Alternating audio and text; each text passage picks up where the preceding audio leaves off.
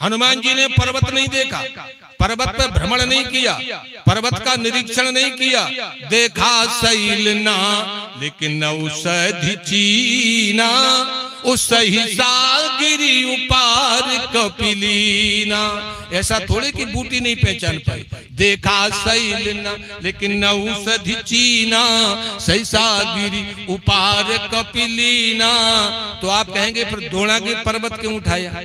अगर बूटी पहचान ली सी हनुमान जी महाराज ने तो इतना बड़ा द्रोणागिरि पर्वत क्यों उठाया?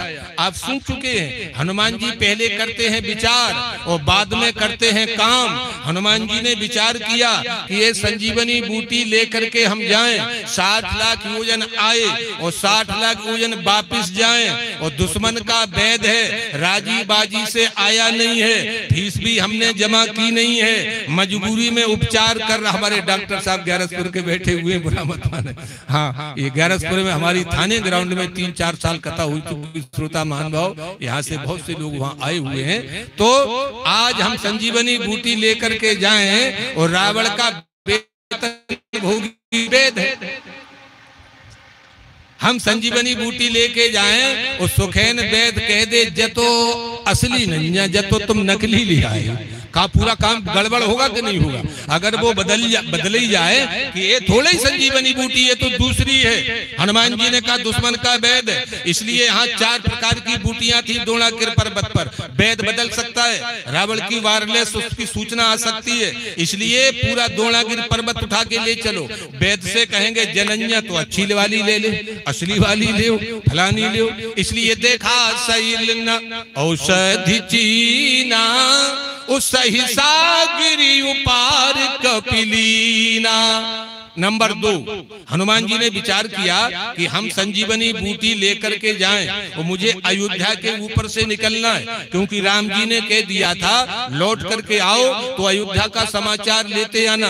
हमारे यहाँ संकेत है आज, और हम एक संजीवनी बूटी लेकर के जाएं और रावण जिसके चलने से पृथ्वी हिलती हो, जिसने कैलाश पर्वत उठा लिया हो, कौतुकी कैलाश लेने से जाए उठाए, और रावण आए दूसरी रास्ता, और रावण ने कहीं द्रोणागिरि पर्वत उठा करके अपने कब्जे में कर लिया।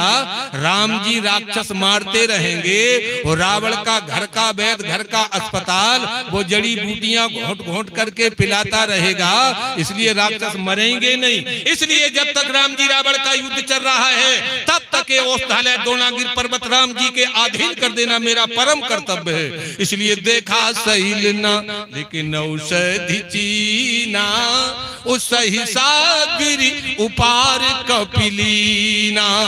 अवधपुरी ऊपर कपि गयऊ। अयोध्या, भरत जी नंदीगांव में थे। अयोध्या से 12 किलोमीटर दूर, आज की भाषा में 4 कोस, वाल्मीकि रामायण से बोल रहा।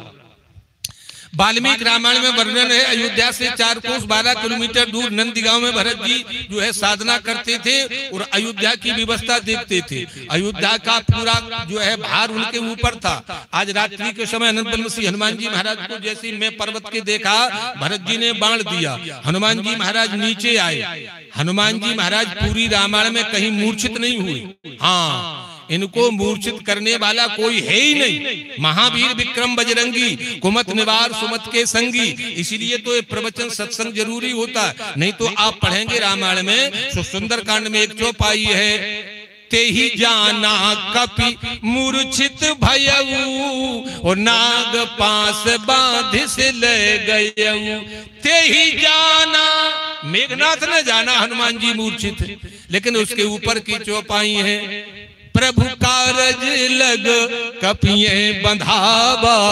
हनुमान जी जानबूझ करके और काम करना, जानबूझ के बंधी, लेकिन मेघनाथ ने समझा जी मूर्छित है। हाँ, मूर्छित हुए कहीं नहीं। मैं निवेदन करना चाहता हूँ, मैंने कल कहा था जिन्होंने राम जी को, कृष्ण भगवान को, शंकर जी को युद्ध में हराया हो, मूर्छित करने वाला कौन है? लेकिन बाबा तुलसीदास जी की लेखनी है, 4 वेद पढ़े रामायण में अड़े, वो आई पढ़े और रामायण में कड़े। इसलिए सुंदर कांड में बाबा लिखते हैं, ते ही जाना, मेघनाथ ने समझा मूर्छित, ते ही जाना कपि मूर्छित भयऊ, लेकिन प्रभु कारज लग कपिये बंधावा। इसी प्रकार से चौपाई यहाँ है। श्री हनुमान जी महाराज पारे उमुरी छे